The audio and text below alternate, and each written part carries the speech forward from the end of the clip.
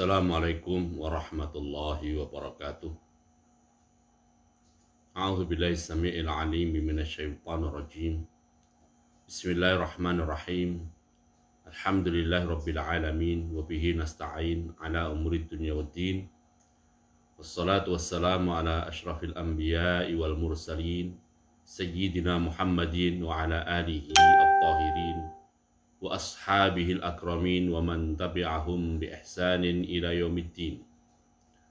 Allahumma 'allimna ma yanfa'una wanfa'na bima 'allamtana innaka antal alim al-hakim.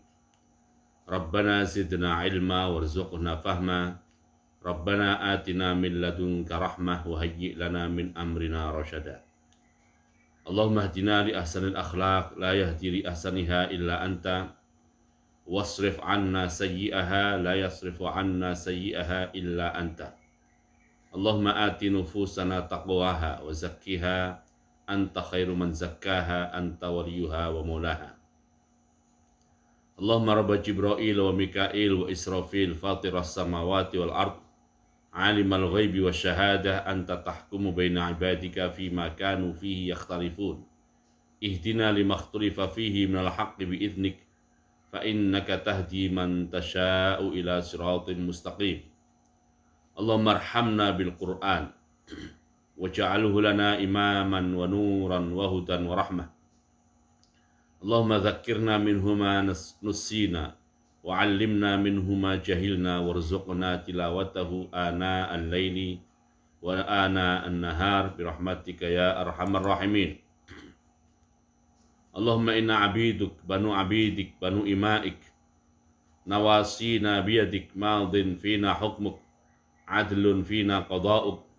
Nas'aluka Allahumma bikulli ismin huwa lak sammaita bihi nafsak aw anzaltahu fi kitabik aw 'allamtahu ahadan min khalqik aw ista'tharta bihi fi 'ilmil ghaibi 'indak an taj'ala al-Qur'ana al-'azima rabi'a qulubina wa nura sudurina wa jalaa'a ahzanina wa dhahaba ghumumina wa humumina birahmatika ya arhamar rahimin.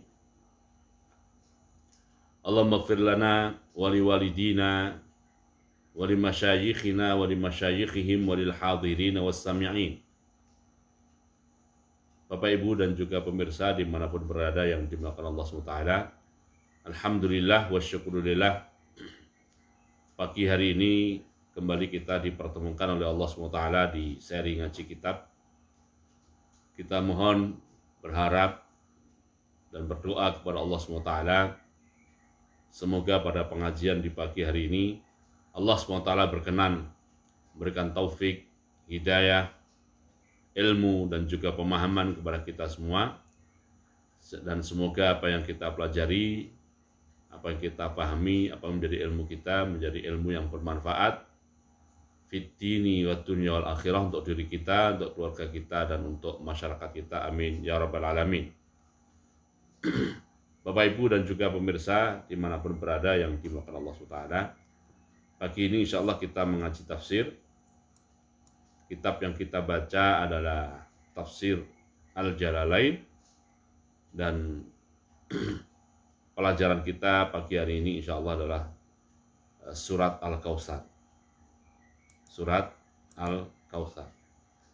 Silakan bagi Bapak Ibu yang memegang mushaf dan Tafsir Jalalain versi cetaknya ataupun versi PDF-nya, silakan dibuka. Tafsir Jalalain Surat Al-Kautsar. Wa bi sanadi al-muttasili ila al-Imam Jalaluddin al-Mahalli rahimahullah. Qala al-Imam Jalaluddin al-Mahalli, Suratu Al-Kautsari. Suratu Al-Kautsari. Surat Al-Kautsar Makkiyatun adalah surat Makkiyah, dalam arti turun sebelum Nabi Muhammad SAW hijrah ke Madinah. Pendapat pertama. Pendapat kedua mengatakan au madaniyatun, atau surat Al-Kautsar ini adalah surat Madaniyah dalam arti turun setelah Nabi Muhammad SAW hijrah ke Madinah. Salatu ayatin. Surat Al-Kautsar ini terdiri dari 3 ayat. Jika bismillahnya tidak dihitung sebagai bagian dari surat Al-Kautsar. Bismillahirrahmanirrahim. Ya. Inna sesungguhnya kami, maksudnya adalah Allah SWT.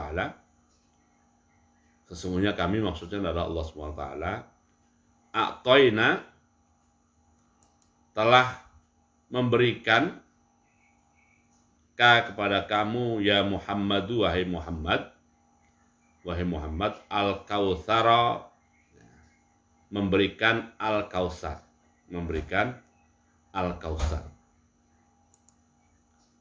Apa itu al-Kautsar? Al-Kautsar itu adalah nahrun, sungai, fil jannati, di dalam surga. Dia adalah sungai di dalam surga. Dia itu, al-Kautsar itu juga gitu ya. Hauduhu adalah telaga Nabi Muhammad sallallahu alaihi wasallam.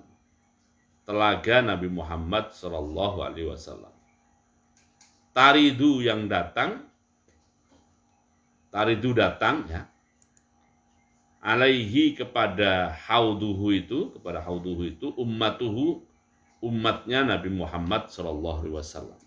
Atau al-Kautsaru, Kautsar itu adalah al-khairu, kebaikan, al-kathiru, yang sangat banyak. Mencakup apa saja? Minan nubuwati, mencakup kenabian. Wal Qur'ani, mencakup juga Al-Qur'an. Was syafaati, mencakup juga syafaat. Wa nahwiha, dan semacamnya dan sebagainya. Segala bentuk kebaikan yang pernah Allah SWT berikan kepada Nabi Muhammad SAW itu semuanya masuk dalam pengertian Al-Kautsar, dalam arti al-khairu al-katsir. Karena Allah SWT telah memberikan kepada Nabi Muhammad SAW Al-Kautsar,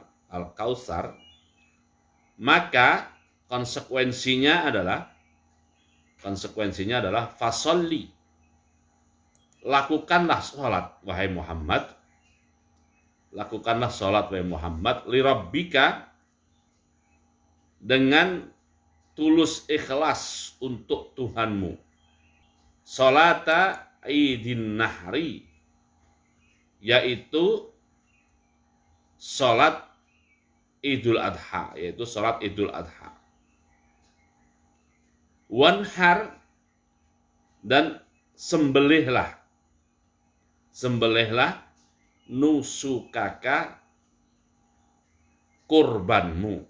Inna syani'aka, sesungguhnya orang yang membencimu, ay mubghidhaka, arti syani'aka adalah mubghidhaka, orang yang membencimu, dia itulah al-abtaru, yang terputus dari segala kebaikan, Ai al-munqati'u, al-abtar artinya adalah orang yang terputus, an kulli khairin, dari segala kebaikan, atau tafsir lain, al-munqati'u al-aqibi, yang terputus keturunannya.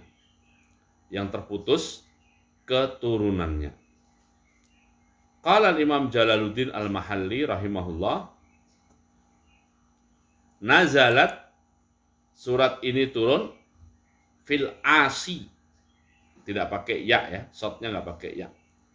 Mungkin di sebagian cetakan pakai ya. Fil asi, pada orang yang bernama Al-As ibni Wa'ilin. Al-As ibni Wa'ilin. Al-As ibni Wa'il. Surat ini turun berkaitan dengan tokoh Quraisy, tokoh kafir Quraisy, tokoh Quraisy musyrik namanya Al-As ibni Wa'il. Sama di mana Al-As itu menyebut An-Nabiyya sallallahu alaihi wasallam, Nabi Muhammad SAW dengan sebutan Abtaro.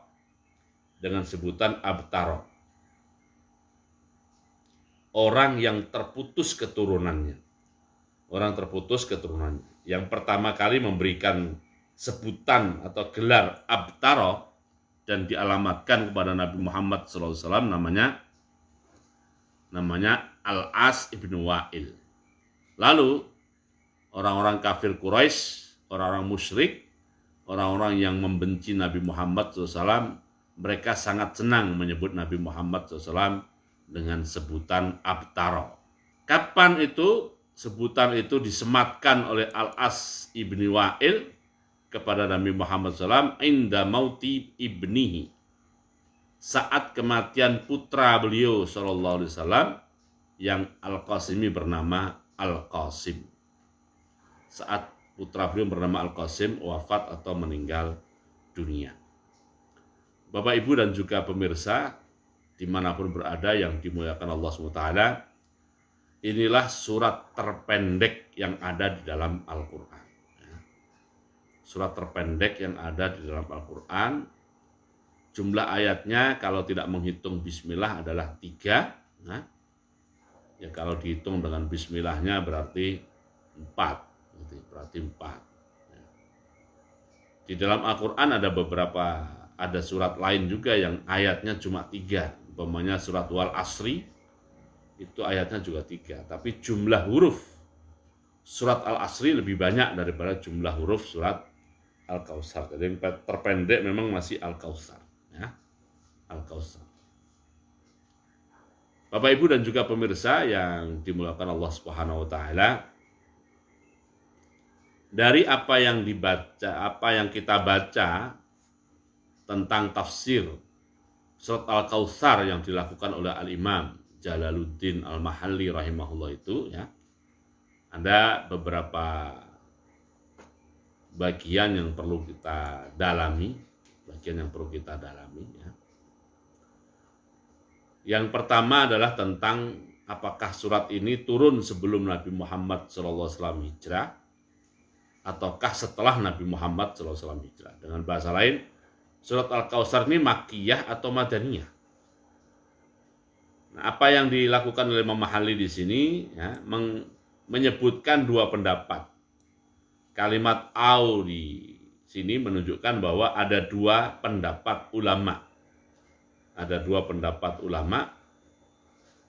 Pendapat pertama mengatakan bahwa surat Al-Kautsar ini turun sebelum Nabi Muhammad SAW hijrah ke Madinah. Di antara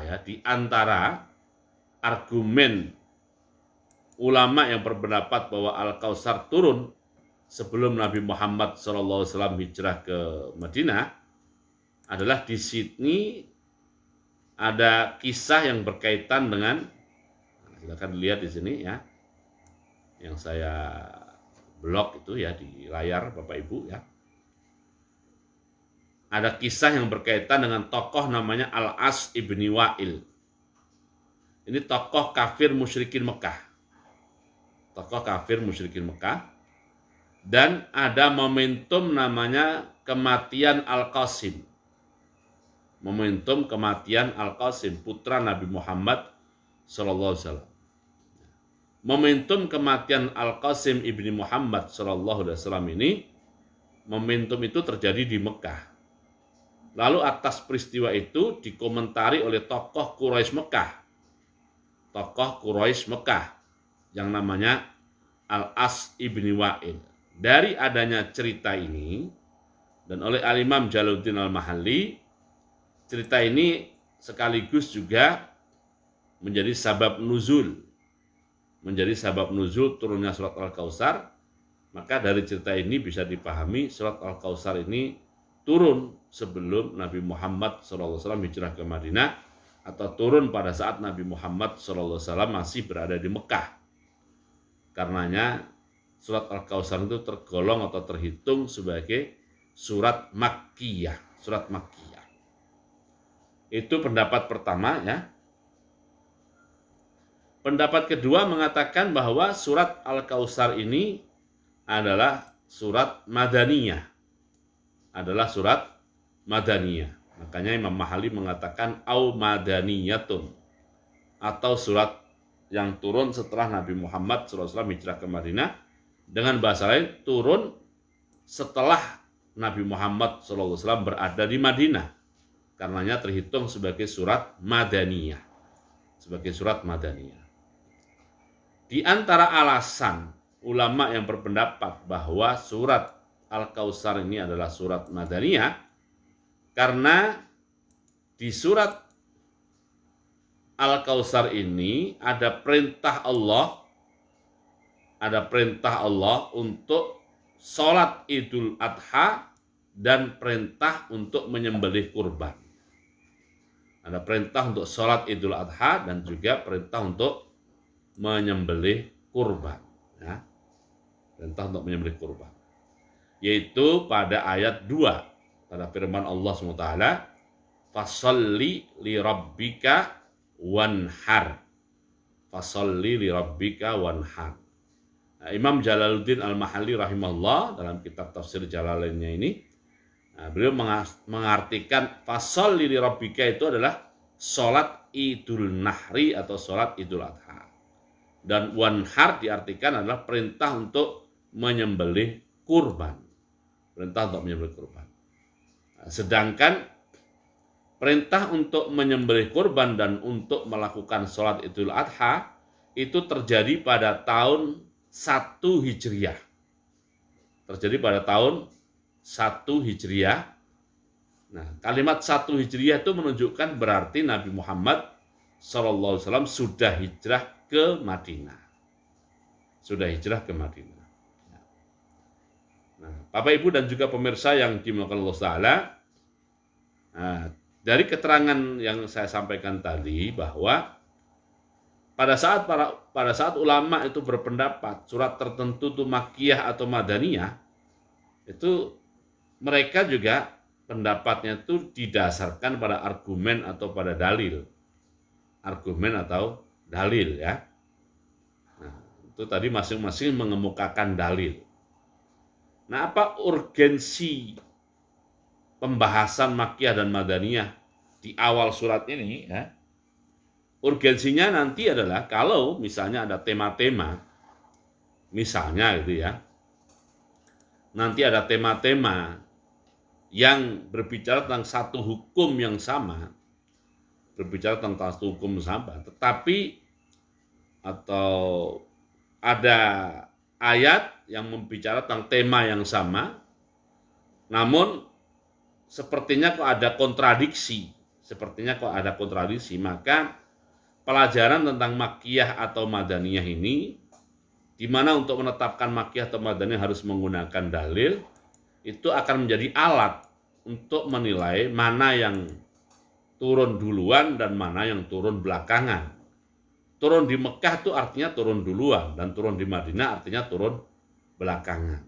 Sehingga kalau terjadi kontradiksi, salah satu solusi untuk menyelesaikan kontradiksi itu adalah, salah satu solusinya keputusan bahwa yang satu mengamandemen yang lain, atau yang belakangan mengamandemen yang duluan. Itu salah satu manfaat kenapa ke ulama tafsir itu membicarakan tentang Makkiyah atau Madaniyahnya. Itu salah satu urgensinya ya. Jadi buat apa sih kita tahu Makkiyah Madaniyah? Kayaknya nggak ada gunanya. Oh, berguna sekali. Juga di antara manfaat atau kegunaan keterangan tentang Makkiyah atau Madaniyah ini juga itu membantu kita untuk menemukan konteks kesejarahan surat atau ayat. Konteks kesejarahan surat atau ayat. Jadi surat itu saat turun itu suasana saat turun itu seperti apa, suasana historisnya itu seperti apa. Nah misalnya tadi ya, bagi yang berpendapat bahwa surat Al-Kautsar ini adalah Makkiyah ya, dan kenapa berpendapat Makkiyah? Karena ada dalil yang menyatakan bahwa surat ini turun berkaitan dengan peristiwa meninggalnya Al-Qasim ibnu Muhammad SAW yang lalu dikomentari oleh Al-As ibni Wa'il, salah seorang tokoh musyrikin Mekah. Lalu komentarnya itu dengan cara menyematkan sebutan untuk Nabi Muhammad SAW. Sebutannya adalah Abtar. Nah dari cerita ini kita jadi tahu waktu surat Al-Kautsar ini turun, versi yang berpendapat Makkiyah, suasananya adalah seperti itu. Nah, atau konteks historisnya adalah seperti itu. Nah konteks historis ini Bapak Ibu dan juga pemirsa yang dimuliakan Allah Ta'ala, ini menjadi penting untuk memahami diantaranya adalah ya satu, kira-kira pergulatan perjuangan Nabi Muhammad dulu dalam berdakwah itu seperti apa, pergulatannya dengan masyarakatnya itu seperti apa. Nah, kalau kita sudah membayangkan pergulatan suasananya seperti apa ya, kita juga bisa mengambil pelajaran untuk konteks sekarang gitu. Bahwa pada saat kita berdakwah, saat kita berjuang, saat kita sedang memperjuangkan satu ide atau satu gagasan, lalu mendapatkan penentangan, kita sedang memperjuangkan satu cita-cita, lalu mendapatkan penentangan, dan penentangan itu kadang-kadang juga terasa berat. Begitu kita mendapati penentangan seperti itu, berat seperti itu, dan kita ingat bahwa Nabi Muhammad SAW dulu juga saat beliau berjuang untuk mewujudkan cita-cita beliau, beliau menghadapi tantangan yang sama, kita menjadi ada hiburan, ada semacam hiburan. Oh ternyata tidak sendirian dalam menghadapi suasana seperti itu, ya namanya berjuang itu akan ketemu yang seperti ini, gitu ya. Ini salah satu manfaatnya kita mengetahui konteks historis dari suatu ayat atau satu surat yang diantaranya bisa kita dapatkan saat mengkaji apakah Makkiyah atau Madaniyah. Makkiyah atau Madaniyah. Yang kedua bukan sekedar konteks historis, tapi sekaligus kita juga bisa meraba. Kenapa bahasanya meraba? Karena nggak bisa memastikan. Kita bisa meraba atau membayangkan era turunnya surat ini tuh kapan? Secara lebih definitif. Enggak definitif amat dari sisi tahun, dari sisi waktu, tapi kita bisa membayangkan kapan itu peristiwa itu terjadi. Nah, di sini momennya karena sudah disebutkan bahwa itu terjadi pada saat wafatnya Al-Qasim ibnu Muhammad dan dikomentari Al-As ya, secara tahun persisnya kita memang tidak ada informasi. Tapi ini sudah menggambarkan bahwa antara Nabi Muhammad SAW yang sedang berjuang untuk mewujudkan cita-cita beliau, di mana cita-cita beliau itu beliau terima dari sebagai bentuk amanah dari Allah SWT, perjuangan beliau itu sudah mendapatkan respon yang cukup seru. Respon yang cukup seru dari masyarakatnya. Sehingga peristiwa biasa, tapi karena itu terkait dengan tokoh, yang tokoh itu sedang berjuang untuk mewujudkan atau untuk menggapai cita-citanya, maka peristiwa biasa itu menjadi sesuatu yang luar biasa. Apa yang saya maksud dengan biasa menjadi luar biasa? Ya umpamanya seseorang punya anak dan anaknya wafat. Anaknya wafat itu kan bisa dimaknai sebagai sesuatu peristiwa yang biasa. Ya orang wafat masing-masing sudah punya ajalnya ya. Dan orang juga berpotensi untuk mendapatkan cobaan dari Allah SWT. Di antara bentuk cobaannya adalah anaknya wafat. Itu bisa biasa, bisa sesuatu yang biasa saja. Biasa dalam arti orang tidak menjadikan peristiwa itu sebagai sesuatu yang banget gitu, bukan sesuatu banget. Tetapi karena peristiwa itu terkait dengan tokoh yang namanya Nabi Muhammad SAW, dan pada waktu itu Nabi Muhammad sedang berjuang untuk menggapai cita-cita beliau, yaitu mewujudkan amanat yang beliau terima dari Allah SWT, mendakwahkan Islam, dan dakwah Islam beliau sudah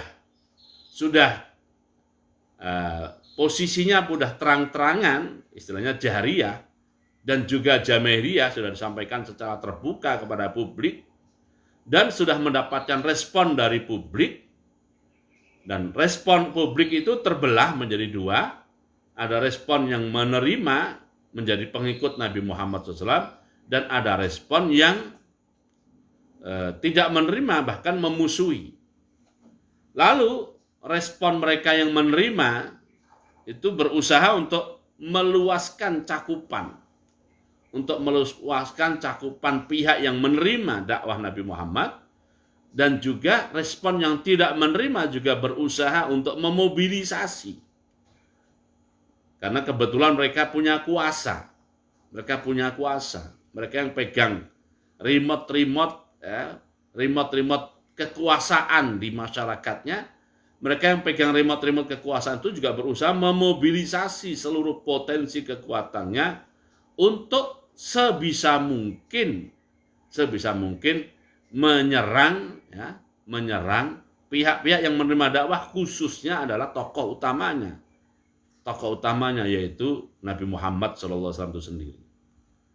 Jadi kalau bahasa kerennya itu killing the messenger-nya, Jadi pembawa misi utamanya itu yang coba dibunuh karakternya. Maka apa saja yang terjadi pada diri tokoh utamanya, the messenger-nya ini, pembawa misi utamanya ini, yang dalam hal ini adalah Nabi kita Muhammad SAW, itu bagaimana bisa dibunuh karakternya. Yang kebetulan terjadi peristiwa pada diri beliau. Peristiwanya apa? Peristiwanya adalah putra beliau yang namanya Al-Qasim wafat. Tradisi Arab pada zaman itu, nasab dan sampai sekarang, nasab itu kan jalurnya kalau ada anak laki-laki. Kalau tidak ada anak laki-laki, nasab itu putus. Nah, kebetulan Nabi Muhammad SAW punya anak laki-laki, dan anak laki-lakinya wafat, Wafat. Nah, ini rupanya dipakai sebagai satu pesan mobilisasi kalangan yang tidak menerima dakwah Nabi Muhammad SAW, dan pesan itu digoreng secara negatif. Tokoh utamanya namanya Al-As ibn Wa'il. Dengan meninggalnya Al-Qasim ibn Muhammad, berarti Muhammad ini sosok yang abtar, sosok yang akan putus jalur nasabnya karena anak lakinya meninggal dunia. Nah, rupanya apa yang dilontarkan oleh Al-As ibn Wa'il ini disambut oleh mereka-mereka yang juga sependapat dan sepemikiran atau seide, atau yang menjadi korban mobilisasi mereka. Ya betul juga, maka mereka mempopulerkan istilah dan gelar ini kepada Nabi Muhammad SAW. Nah, dari cerita ini Bapak Ibu dan juga pemirsa dimanapun berada, dimulakan Allah Ta'ala, bisa dipahami seperti itulah suasana perjuangan yang dulu dilakukan oleh Nabi kita Muhammad SAW. Jadi yang namanya orang sudah berjuang itu ya akan berhadapan dengan mereka-mereka yang pro dan yang kontra. Anggap saja publik atau jamaahir itu kita kasih angka 100 . Yang menerima anggaplah itu ada 10 atau maksimal 20 orang. Yang menentang itu juga antara 10 kalau sampai 20 orang. Sisanya 60 orang itu adalah objek rebutan antara yang menerima dengan yang menentang. Nah, karena pada waktu itu remote kekuasaan itu dipegang oleh tokoh-tokoh yang menentang, maka mereka juga berusaha untuk menggunakan seluruh remote yang dipegangnya itu, tombol-tombol remote-nya tuh dipencet di sana sini, untuk melakukan mobilisasi agar yang 60 itu berpihak kepada mereka. Nah, di antara teknik mencet tombol remote-nya itu adalah ya isu-isu negatif seperti peristiwa wafatnya putra Nabi Muhammad SAW namanya Al-Qasim ini. Dan model begini ini Bapak Ibu dan juga pemirsa yang dimaksud salah ya, sepanjang zaman selalu terjadi. Selalu terjadi. Nah, apakah kita akan menjadi 10 sampai 20 yang pendukung suatu cita-cita? Nah, ataukah kita yang menjadi ya 10 sampai 20 penentang pemilik cita-cita perjuangan? Nah, lalu apakah kita menjadi yang 60 menjadi objek rebutan ini? Menjadi objek rebutan yang selalu dipermainkan oleh isu yang digoreng oleh pihak yang mendukung atau pihak yang menentang. Itu ya. Ini tabiat perjuangan di zaman kapanpun itu seperti itu. Nah, dalam konteks cerita Nabi Muhammad SAW ini adalah karena beliau, cita-cita beliau adalah cita-cita yang beliau terima sebagai amanah dari Allah SWT dan bahasa singkatnya adalah iman, maka untuk memahaminya, ya kita memahaminya dengan bahasa dan logika-logika keimanan. Jika kita sudah oke bahwa itu keimanan, lalu kita menjadi pendukung ya jangan kita dengan mudah menjadi objek permainan itu kadang-kadang. Ini lalu kadang-kadang mendukung dengan kuat, kadang-kadang kemasukan subhat. Subhat itu suara-suara sumbang lalu menjadi ragu-ragu ya. Kalau keraguannya semakin menguat lalu menjadi penentang ya. Itu tabiat dalam setiap perjuangan itu selalu ada seperti itu ya. Tinggal kita pilih, mau kita pilih yang mana? Pilih 10-20 yang kanan positif ya, ataukah 10 sampai 20 yang kiri yang negatif, atau menjadi bulan-bulanan dari kanan dan kiri ini ya. Bulan-bulanan dari kanan dan kiri. Dengan adanya cerita itu kita bisa mengambil pelajaran seperti itu Bapak Ibu dan juga pemirsa yang dimuliakan Allah SWT. Oke, itu yang pertama yang saya sampaikan dari cerita Makkiyah atau Madaniyah. Kita akhiri pertemuan kita pada pagi hari ini dengan bersama membaca doa penutup majelis dan surat Al-Asri. Subhanakallahumma bihamdika asyhadu an la ilaha illa anta astaghfiruka wa atubu ilaik. A'udzubillahi Bismillahirrahmanirrahim. Wal asri innal insana lafi khusr illa alladziina amanu wa 'amilus shalihat wa tawashaw bil haqqi wa tawashaw bis sabr. Assalamualaikum warahmatullahi wabarakatuh.